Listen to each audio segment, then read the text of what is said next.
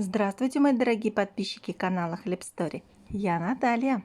Давно обещала рассказать про домашний хлеб на закваске, поделиться своим опытом, так сказать. Но оно и к лучшему. Немного задержалась, но ведь набралась побольше опыта и делюсь им с вами. Закваска – это стартер, зрелая закваска. О том, что дрожжи вредны, говорят все и много. Сказать, что это не так, сейчас я не могу. Не берусь утверждать, что это истина. Но думаю, что хлеб, испеченный на своей закваске, гораздо полезнее и вкуснее магазинного. Раньше я старалась, чтобы закваска была пузырчатой, но она слегка кислила. Сейчас, спустя некоторое прошедшее время, могу сказать, что важно правильно и регулярно кормить закваску. Соблюдать стерильность посуды и всех соприкасающихся с закваской предметов. Моя закваска вообще не кислит, так как на ее кормление я беру всего 20-30 грамм стартера. Храню в холодильнике не более 3 дней. Самое главное, баночка для закваски должна быть удобной для мытья.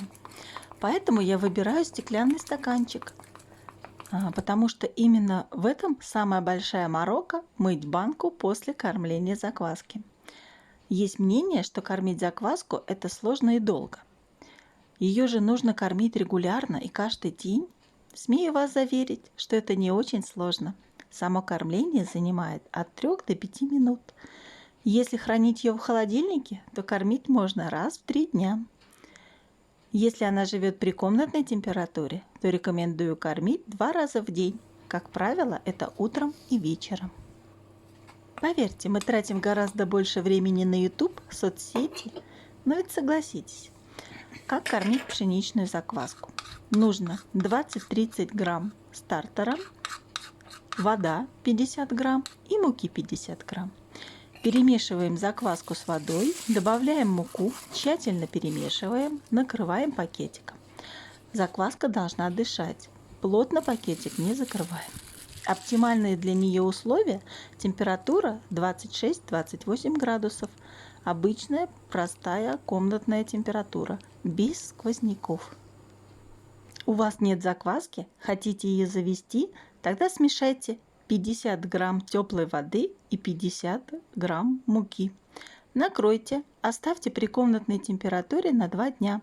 Через 2 дня половину выкиньте, добавьте 50 грамм воды и 50 грамм муки. Все смешайте тщательно. Ждем 24 часа. Через сутки, третий день, берете 20-30 грамм закваски, остальное выкидываете, добавляете 50 грамм воды теплой и 50 грамм муки. Смешиваете, тщательно перемешивая. Далее повторяете третий день в течение 5-7 дней. Закваска готова, и ее можно использовать для выпечки хлеба. Люблю печь хлеб, а вы? Лучшая благодарность для меня будет, если вы поставите лайк, репостните видео в соцсетях или напишите комментарий. А также не забудьте подписаться на канал Хлеб Стори. Пока-пока!